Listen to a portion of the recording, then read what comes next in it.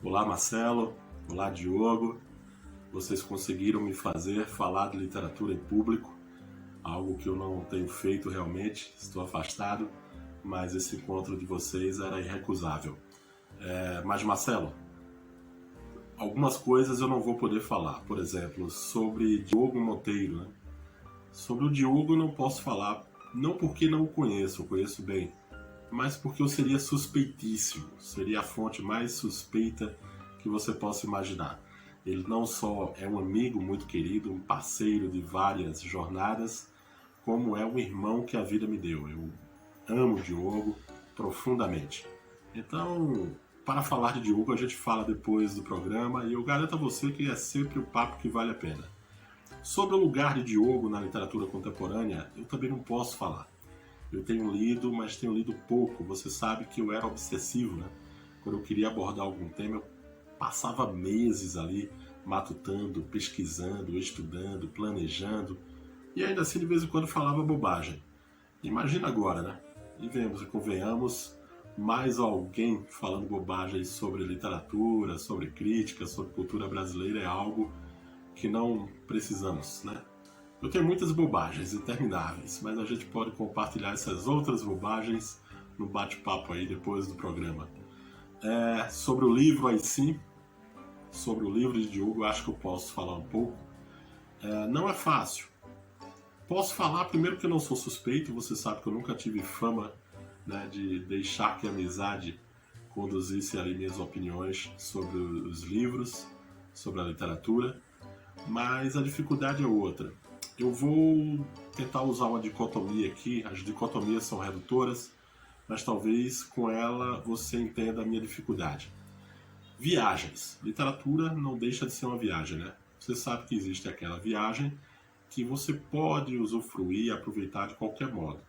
Mas, se você pesquisar antes, se você estudar, se você planejar, se você tiver um guia local, aquela viagem vai ser muito mais bem aproveitada.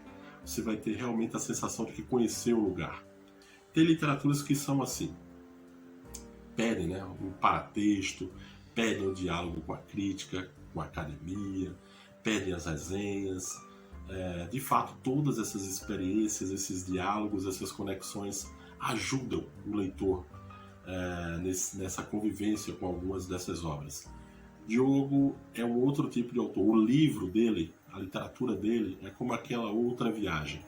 Que você pode até planejar, pode até estudar, mas se você não fizer nada disso, se você simplesmente chegar e pisar no lugar, mesmo que sozinho, sem guia, quando você começar a caminhar, quando você respirar, quando você olhar a paisagem, olhar os monumentos, as casas, conviver com as personagens do lugar, a mágica acontece. São esses lugares extraordinários que prescindem do estudo, de muita pesquisa, do guia. São lugares extraordinários e são lugares que você quer voltar, né? São viagens que você quer voltar 2, 3 vezes. Enfim, a literatura de Diogo é assim. Eu não vou ficar aqui falando de forma, de conteúdo, de estilo, porque eu acho que tudo isso empobreceria a obra e é desnecessário. Quando o leitor abrir o livro, lê o primeiro parágrafo, vai querer terminar a página. Quando ele terminar a página, vai querer ir até o final do conto. Ao terminar o conto, ele vai querer ler o livro todo. E ao terminar o livro, ele vai querer refazer essa viagem. De imediato. Eu acredito muito nisso.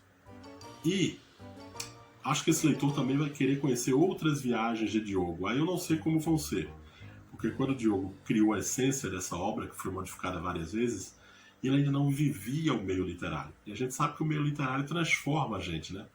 A relação com o público, com as viagens, com a crítica, com os prêmios, com a academia, com o mercado, com a editora, tudo isso vai mudando a gente. É normal que isso aconteça. Ainda assim, algo me diz, aí é realmente uma opinião apenas, talvez até emotiva, mas certamente não é uma bobagem. Estou quase certo de que as próximas viagens de Diogo também serão extraordinárias e para elas, ainda que eu esteja afastado da literatura, as malas, meu amigo, estarão sempre prontas.